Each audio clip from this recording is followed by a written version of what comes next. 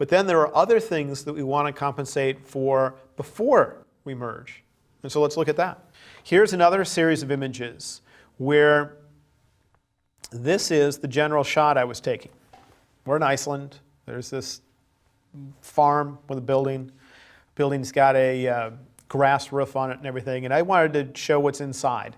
Well, if I get it bright enough where you can see what's inside, that's the shot. Okay? Does that look usable? No. It's just beyond the brightness range my camera can deliver, but at least I got what was inside. So I find whatever exposure setting it takes. I experiment with making it brighter and brighter and brighter until I can see what I really want to see in that dark part of the image. Then I'm going to now go darker and darker and darker and darker until we get the other side. If this gave me the darkest part, now we need to be able to get the brightest part. So I make it darker, take another shot. Make it darker, take another shot. Make it darker, take another shot. Make it darker, take another shot. Make it darker, take another shot. Well, finally, we have our sky. All right? Usually, the maximum amount you want between these on your camera settings is 2 stops. You know how on your camera you have a little gauge that's numbered? It'll say 0 in the middle, and it'll say +1, +2, +3. Those are stops. You want the difference, you want that little mark that's there, a little arrow, to move a maximum of 2 stops between these exposures. And if you want to get the most ideal, you would do 1 stop between them. But 1 stop, often it's just way too many pictures for some people. And you wouldn't notice it on the majority of images. There's about 30% of the images where if you did 1 stop, you'd notice a quality difference. For the rest of the images, 2 stops, you wouldn't be able to tell. So I'm going to take all these images, and now let's think about, I just selected them all. Before I merge them, I'll go over here to Open in Camera Raw. And before I adjust them, I can't see what the heck's going on by looking at this one. So I'll pick one that looks semi-normal. And before I move any of the sliders on the right side of my screen, I'll hit the Select All button. So anything I do to them is going to affect them all.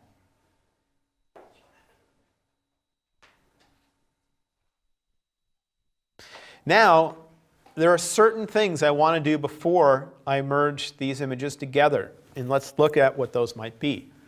One is it's not a bad thing to adjust white balance. Because every time you take a picture, your camera, if it's set to auto white balance, which most are, white balance is the color correction that your camera does. It can be shifting around a lot with that. And if you want to make it consistent between all the shots, you could adjust it now. Because when we're done merging as HDR, we're no longer going to have a raw file. And when you have a raw file, you can get slightly, well, not even slightly, sometimes dramatically better looking results when you do color correction. Just there's more information in the file is all.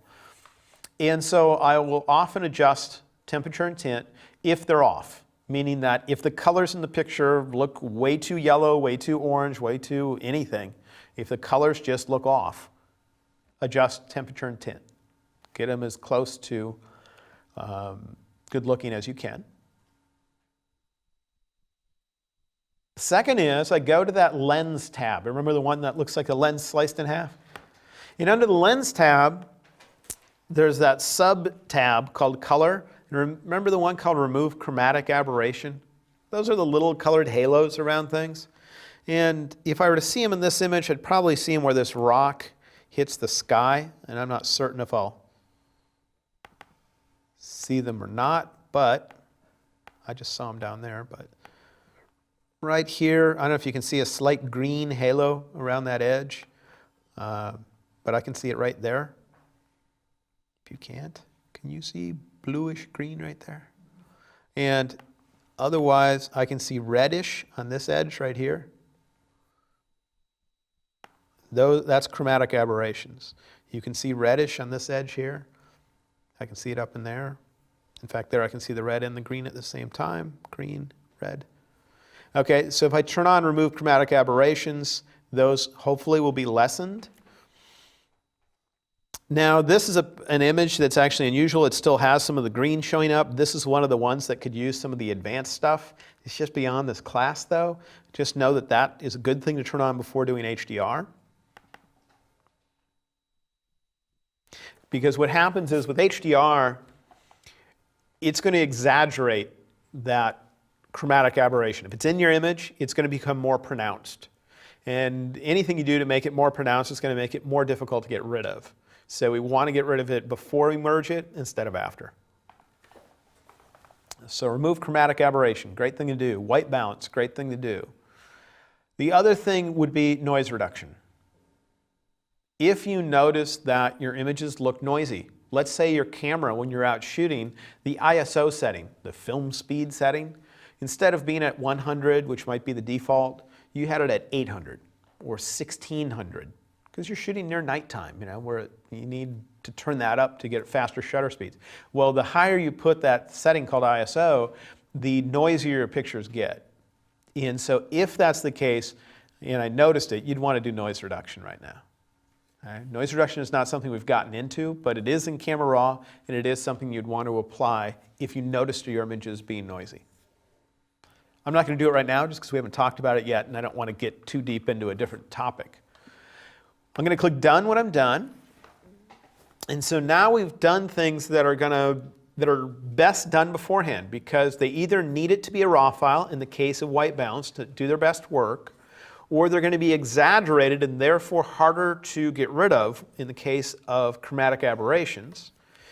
And noise is also going to be harder to get rid of because it's going to be exaggerated. Everybody cranks up things like clarity, which makes everything pop, but it makes noise pop too. If we get rid of that before we merge it, it'd be better. So now we're going to go over here and merge this. And I want to show you, I'm assuming in this image, of course it thinks it's busy. It's not. But I'm assuming that this image might not turn out its best. And it just happens to be that I find when there is a small area that is in the shade, and that's what you're really trying to bring out, as opposed to a small area that's extremely bright, like a window, the results aren't always quite as good. And we'll see if this is one. It's just like with anything. There's some times when it just isn't optimal. We'll see what we get. Just from past experience, I'm assuming it might. Okay, I look at this and I think, is there any motion? Well, I don't know, but I'm assuming there might have been a slight breeze. And if so, there are all sorts of twigs and things that could be moving around. So I probably want to turn on Remove Ghosts. Then, if I look in here and I see any of these little twigs and things having a double image or anything like that, I would click around on some of the other images and see if they look different. And you can zoom up on the image if you know of keyboard shortcuts, or in the lower left down here, there's a plus and minus button for zooming in, so you can inspect it. We have complete toning in Camera Raw. Let's hit the button. I don't want to. Should be in there in just a minute.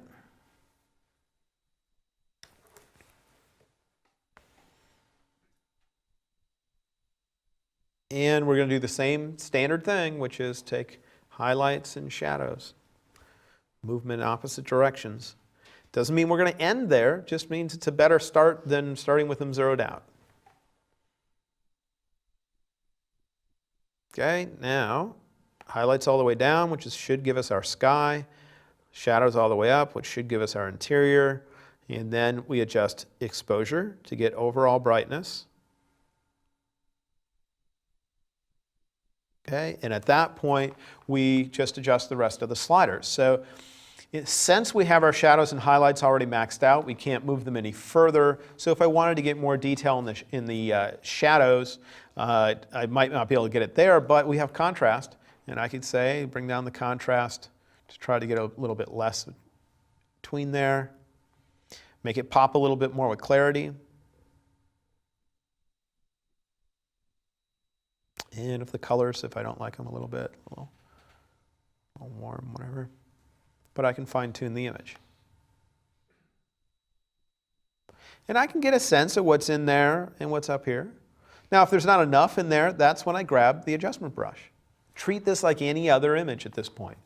And so with the adjustment brush, I say I have a limited range of sliders here, but which one might be able to deal with an area like that? I would think for one, shadows. I know shadow's already maxed out on the main set of sliders. You can get them to go a little bit further here. You are limited in the range, but you can. I might guess that exposure, bringing it up, would do it. And now I got to paint it in. So auto mask is turned on.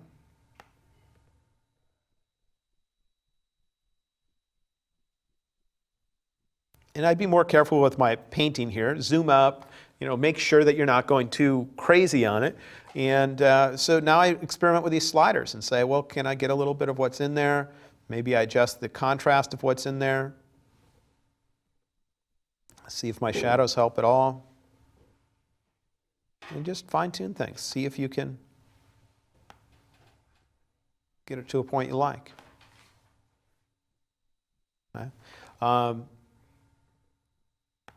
There's without the adjustment. With the adjustment brush, there's with.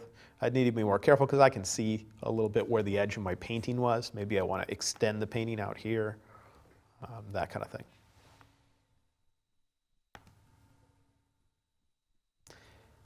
So that one I don't think looks quite as good as the others, just as successful. But I do have the detail in the sky and the detail inside. It's just I'm not overly happy with the end result. Yes? Instead of shooting 5 different or 6 different exposures, Yeah. could you not take one exposure and go into Camera Raw Yes. and then make several copies with different exposures? That would eliminate movement that you might get. Mm-hmm. Is there some disadvantage in doing that? You mean using a single exposure? Using a single exposure, but then going into Camera Raw and making copies with different exposures above and below? Yes, the main thing is the area inside there would be so noisy that it'd be hard to see any detail in it. Do you remember when I had that one picture that almost looked black? But I brightened it up tremendously, and it was a waterfall in there, and you almost didn't even know there was a waterfall there. And then we zoomed up on it, and you see how much noise there is? With HDR, as long as we got one where that interior was bright enough, where it looked like as bright as you wanted it to look in one of the exposures, there would be no dramatic noise in there. It would be just like as if it was literally lit that amount. And so it's the noise that you're going to have so much of it that it's not going to be as usable. Yeah. So, yeah. Concerning the remove ghosts, Yeah. would it generally be good just to have that checked most of the time, or what's the point where you wouldn't really need it? If there's no movement in the scene whatsoever, I'm in my house shooting something, I can't see out the window, there's nothing moving. It takes more processing time, and it can in some situations degrade the quality a little bit as it tries to combine things together. But in general, if you're shooting in nature and things where there's trees and stuff, it might be a good thing to have it on as a general idea because there's probably a little breeze that you're not noticing and things are moving around a little bit. Yeah.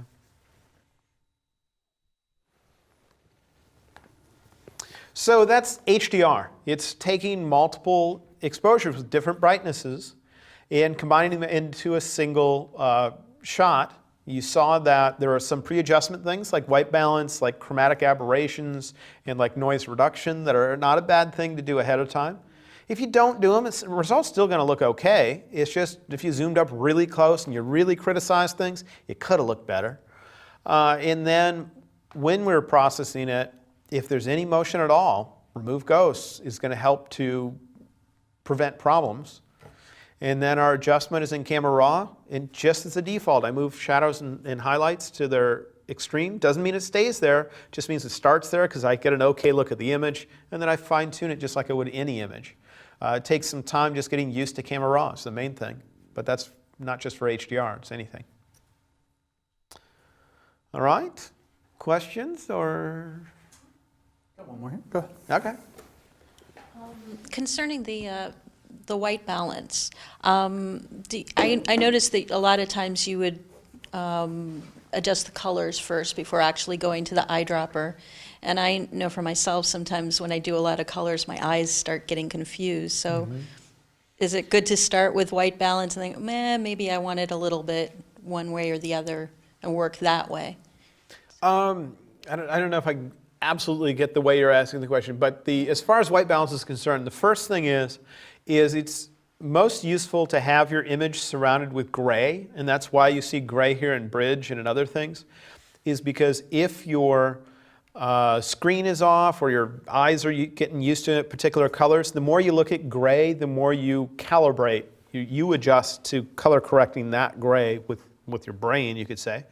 And the easier it is for you to kind of see what's in there. But as far as determining what white balance settings should be used in a picture, the first thing I'll do is I'll look and say, is there anything in the image that if I was standing there in person and pointed at it and asked somebody what color is that, they would pretty much agree with you that there's no color in it, meaning it would look the same in a black and white photo as it does here in this color environment.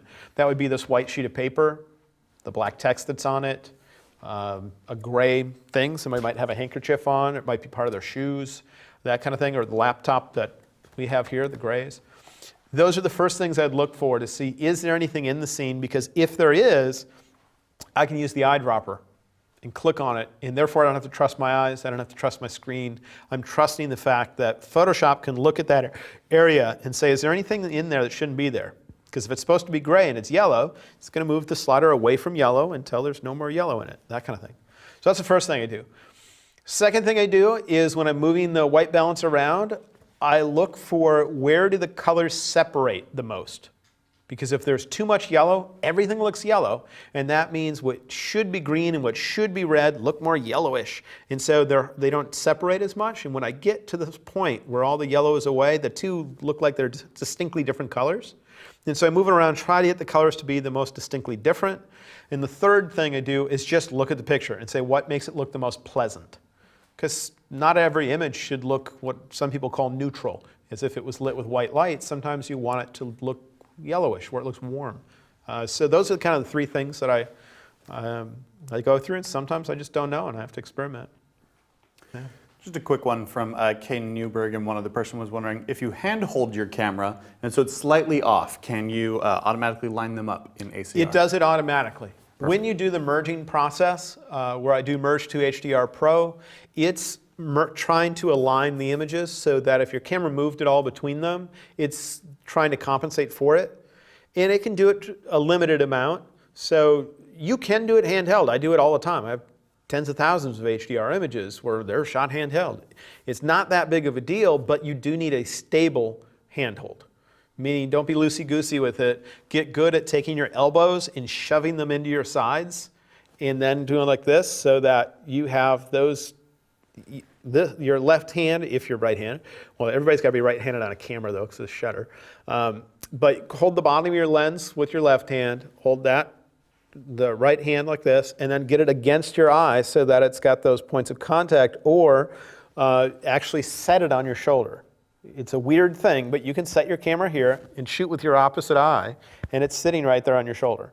I think that Joe McNally taught me that thing. Was he just set on your shoulder, shoot with your opposite eye. It's a stable, much more stable than your flailing around hands. So yeah, the only thing is when you're shooting handheld, if it starts to get somewhat dark out, I can usually tell when it gets too dark because I can hear my camera sound different. Usually my camera, when it takes 3 shots, I just hear it as 3 clicks. Click, click, click. But if you ever hear it not be a single click as the sound, instead it sounds like a click, that means it was a longer exposure, and it's getting to be too long to be handheld. So if, instead of hearing click, click, click, where it goes really fast when it takes the 3 exposures, you hear one of them sound like a click, click, click, you know, a little extended. You know it's getting a little too long to be handheld. And just try to brace it real well. Great. And then one final one before we move on, and this might lead into something that we're doing later in the course. Somebody wants to know, can you merge images that are not the exact same shot, like to create a new graphic from 2 different photo files? So what happens if you take a photo of a zebra, is this the way that you would merge it onto a city sidewalk? I wouldn't use this particular, because when you're merging it together, part of the process is, I don't know if you noticed or not, but in the Merge to HDR dialog box, the big thing that showed up that had the Remove Ghost checkbox, below each image it had a number. The number in the middle said 0, the number like to the left said 1.9 or something like that, and that was the difference, the brightness difference in the pictures in stops. 0 means your metered exposure or default exposure, and then this one was 2 stops underexposed, and this one was 2 stops overexposed. And it needs that information, and if you grab random pictures where those values are going to be very similar, like normally exposed images, it's going to sometimes beep at you and say, what the hell are you doing? This isn't HDR. I would do other things. If you take those images and load them as separate layers in Photoshop, there's something under the Edit menu called, I think it's Auto Blend Layers. It's one thing you could use. Or you can use something called an image stack, which we won't have time to get into here, but if you want to Google it, do Smart Object Image Stack. And if you learn how to do those, it's another way. And the third way is with something called blending modes. But those are kind of beyond this course. But no, I wouldn't generally use HDR for that. Yeah. Great. But interesting idea. I like the mindset that comes Right. from, because I like using things for what they're not designed for and getting cool results.